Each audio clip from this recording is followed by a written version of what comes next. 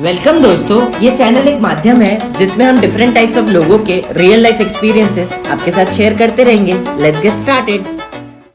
आज मेरे साथ मेरे बहुत ही अच्छे क्लोज फ्रेंड, आज शायद मैं जो भी हूँ बहुत हद तक कहीं ना कहीं मेरा कॉन्फिडेंस और सब चीज़ में इनका बहुत बड़ा हाथ है। इंजीनियरिंग में फर्स्ट सेमेस्टर से हम लोग बहुत अच्छे दोस्त रहे थे। हाय सचिन। हाय विपुल, मेरे बिजनेस के स्टार्ट करने में भी तुम्हारा बहुत बड़ा रोल रहा है। बहुत नए नए आइडियाज़ पे हमेशा काम करते रहते हैं, बहुत किताबें पढ़ते हैं। और एक सबसे अच्छी चीज़ जो मुझे विपुल की लगी है कि वो अपने रूट्स को कभी नहीं भूले। वो एक छोटे से टाउन से आए थे हमारे साथ पढ़ने के लिए, लेकिन वो कभी भी अपने आप को छोटा नहीं समझते थे और वो कॉन्फिडेंस कभी उनका डगमगाया नहीं कि भाई मैं छोटे जगह से हूँ तो मैं कोई बड़े शहर वाले लड़के से कोई कम हूँ। तो वो मुझे एक बहुत अच्छा लगा था पहले दिन से।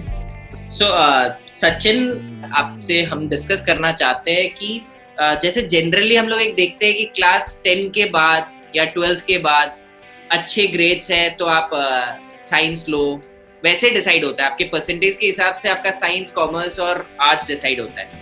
वैसे ही कहीं ना कहीं हम लोग इंजीनियरिंग कॉलेज में रहते हैं तो हम लोगों को जॉब के बारे में ज़्यादा बताया जाता है और सिक्योरिटी इन जॉब और ये सब बहुत सारी बातें होती है। और एकेडमिक्स में अगर आप अच्छे हो, इन जनरल ऐसा बोला जाता है, तो आप पॉइंटर्स अच्छे हैं तो आपको जॉब अच्छा मिल जाएगा। कोई भी फर्स्ट ईयर में ये नहीं सोच रहा होता कि अच्छा मैं बिजनेस करूंगा। और हम लोगों का बैच पूरा जो था उसमें कहीं ना कहीं हमने देखा कि हम लोग 1000 से ऊपर बच्चे होंगे, उसमें कुछ ही 5-7 लोग थे। हम लोग बिजनेस नया स्टार्टअप के बारे में सोचा एंड हम लोग दो उनमें से है जिन्होंने अपना खुद का एक कुछ स्टार्टअप किया है। तो सचिन, फर्स्टली मैं ये चाहता हूँ कि आप ये बताएं कब आपने सोचा कि अब मैं बिजनेस ही करूंगा और जॉब्स और फर्दर एजुकेशन पे नहीं जाऊंगा। बिल्कुल सही पॉइंट बोला तुमने कि जब कॉलेज में जाते हैं, हमारा कॉलेज और एजुकेशन सिस्टम ही ऐसा बनाया है कि वो या तो एकेडमिक्स या तो जॉब, उसी दो इंडस्ट्री के लिए तुम्हें चैनल करता है। इवन जो लोग जॉब करने जाते हैं बट वो कभी जॉब के लिए रेडी नहीं करता तुम्हें। कुछ फायदे हमारे उसमें थे कि हमने कुछ प्रोजेक्ट्स पे काम किए तो हमें कॉन्फिडेंस आया कि हम कुछ कर सकते हैं। शुरू में एक मतलब लोगों को मैंने देखा था कि जो लोग जॉब करते हैं, कुछ सीनियर्स, कुछ जो ऑलरेडी ग्रेजुएट, तो उन लोग की लाइफ कैसे होती है, उन लोग क्या करते हैं, कुछ बातें की थी। और फिर मैंने सोचा कि ये लाइफ शायद मेरे लिए नहीं है और मैं अपने लिए कुछ करना चाहता हूँ और मैं कुछ अपना बनाना चाहता हूँ। पहला चीज तो ये था कि ठीक है, कि डिसाइड करना कि हाँ ठीक है मुझे कुछ करना है।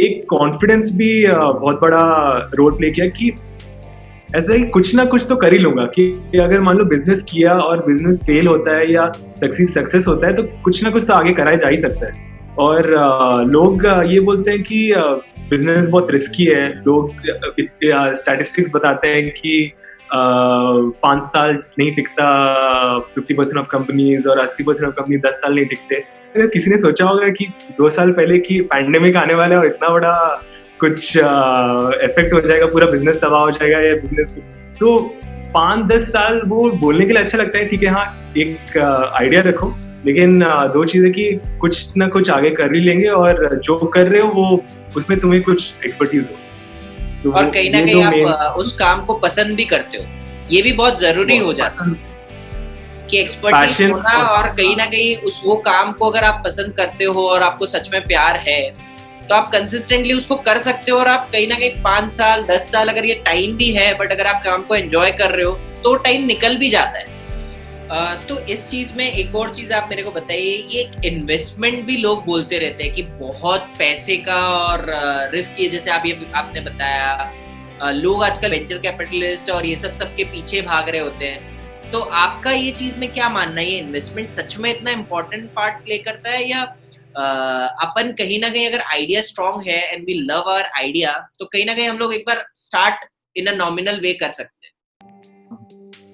इन्वेस्टमेंट सेकेंडरी है। जो तुम कर रहे हो पहले कर लो, थोड़ा आइडिया आ जाए, जैसे आइडिया से एक्चुअल फॉर्म जब कन्वर्ट होता है तो उसमें बहुत सारी चीज समझ आती है, और उसमें पैसा सबसे इम्पोर्टेंट नहीं होता है। कम पैसे से भी स्टार्ट किया जा सकता है, ज्यादा पैसे से भी स्टार्ट किया जा सकता है। नॉमिनल इन्वेस्टमेंट जो फैमिली और फ्रेंड से ही मिल सकते हैं, उससे एक बार अपने को स्टार्ट करना चाहिए। बिल्कुल। और बहुत बार जैसे हमने भी बात की थी, और कोई ऐसा प्रोडक्ट है, कोई ऐसा सर्विस जिसमें तुम्हारा कॉम्पिटिटर बहुत ही बड़ा है, तो उस चीज में शायद बहुत ज्यादा पैसे चाहिए होते हैं, लेकिन उसमें भी अगर तुम अपना एक छोटा सा नीश क्रिएट कर सकते हो कि इस चीज में मैं एक्सपर्ट हूँ और जो कर रहे हो उस चीज में तुम बेस्ट प्रोवाइड कर रहे हो, तो फिर छोटे से स्केल में भी स्टार्ट किया जा सकता है। एक्सेलेंट। तो इन शॉर्ट अपन को ओपन माइंड रखना चाहिए इन्वेस्टमेंट के रिगार्डिंग भी और अपने आइडियाज के रिगार्डिंग भी। जो भी अपन ये चीज सोच रहे हैं, एक स्टार्टअप करना इतना टफ नहीं है अगर आप ओपन माइंड से चलो। सारे रास्ते लेने पड़ेंगे, बट आपको मालूम होना पड़ेगा आपका एंड गोल क्या है। सो 3-4 चीजें बताइए ना जो एक स्टार्टअप या एक एंटरप्रेन्योर को जरूरी होता है, जो आपके हिसाब से एकदम बेस लेवल पे जरूरी होता है। अगर आप ये चीज कर रहे हो तो आपको बाकी चीजें इजी लग रही होंगी। एक तो सबसे इम्पोर्टेंट है कॉन्फिडेंस। जो कर रहे हो, जैसे प्रेजेंट कर रहे हो, जो चीज में तुम आगे बढ़ना है, कॉन्फिडेंस बहुत इंपॉर्टेंट है। दूसरा परसिस्टेंस। जो कर रहे हो भले ही फेलियर्स आए या सक्सेस आए, उस चीज पे आगे डटे रहना चाहिए। अडेप्टेबिलिटी एक बहुत बड़ी चीज जो लोग भूल जाते हैं कि तुम आज एक चीज में सक्सेस हो गए, लेकिन आगे अगर अपने आप R&D छोड़ दिया या कुछ नया करना जिस दिन छोड़ दिया, उस दिन बिजनेस डेंजर में आ सकता है, उस दिन कॉम्पिटिटर आपसे मार्केट छीन सकता है। आप थोड़ा सा ये सीन्स आपने इन्वेस्टमेंट का बता दिया, बेसिक कैसे आपने स्टार्ट किया वो बता दिया। थोड़ा बहुत और आप बताइए कि ये 6 साल का आपका जर्नी अप एंड डाउन तो हुआ होगा। हाँ, सिचुएशन अलग आ जाती है। कोई नया प्लेयर आ जाता है जिसकी वजह से आपके प्राइसिंग, आपका सब कुछ चेंज हो जाता है, या आप जिस तरीके से अपने प्रोडक्ट को मूव करना चाहते हैं वो नहीं हो पाता। तो ऐसे सिचुएशंस आए हैं। तो और ऐसा नहीं है कि एकदम से एक दिन या 2 दिन में सिचुएशन सॉल्व हो गया।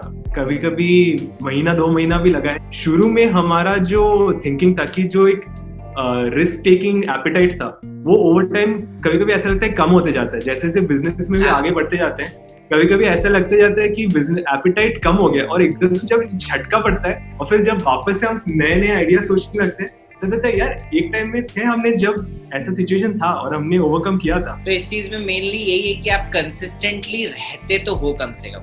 ये नहीं है कि आप ये बिजनेस बंद कर दो या ठीक है यार ये खत्म करो और जॉब कर लो। तो कहीं ना कहीं आप कंसिस्टेंट रह चुके हो इस चीज में, तो आपको एक्सपीरियंस के साथ साथ ये सब चीजें समझ में आ गई। हाँ, इस चीज में एक्चुअली तुम्हारा वो पॉइंट बहुत वैलिड लगता है कि अपने रूट्स को कभी मत भूलो। तुमने क्यों स्टार्ट किया था, कैसे स्टार्ट किया था, उस टाइम के हालात, उस टाइम के सिचुएशन कई बार और बुरे हो सकते हैं जिस सिचुएशन में आज तुम खड़े हो। सो होप सो आपको ये अच्छा लगा हो वीडियो, और चीजें जो सीखनी है सीखे। और मैं तो ये चाहूंगा कि इंडिया में और एंटरप्रेन्योर्स, आज हम लोग 1000 में से अगर 5-7 लोग हम लोग के बैच से, तो अगर और ऐसे एंटरप्रेन्योर्स अगर बन रहे हैं हमारे इस वीडियो से, कुछ भी लोग इंस्पायर होके अगर नया स्टार्टअप और कुछ भी वो प्लान करते हैं, अगर हम लोग 2 अच्छे दोस्त होके एक दूसरे को इतना इंस्पायर कर सकते हैं, तो I guess there are lots of people who need inspiration and motivation in initial phase of their lives. बहुत इंपॉर्टेंट चीज है कि नए कंपनी आते हैं जो ट्रूली इनोवेट कर रहे हैं और ट्रूली कुछ बना रहे हैं, सही अच्छी चीजें। तो तुम जॉब क्रिएट कर रहे हो, बाकी लोगों को जॉब दे रहे हो, तो ये बहुत बड़ा सर्विस है नेशन के लिए। Okay, great. थैंक यू विपर। Yeah thank you Sachin. अगर आपको ये वीडियो पसंद आया तो प्लीज लाइक करिए, सब्सक्राइब करिए और ज्यादा से ज्यादा शेयर करिए, और हमें कमेंट करके बताएं आप नेक्स्ट वीडियो किस रियल लाइफ एक्सपीरियंस पे चाहते हैं।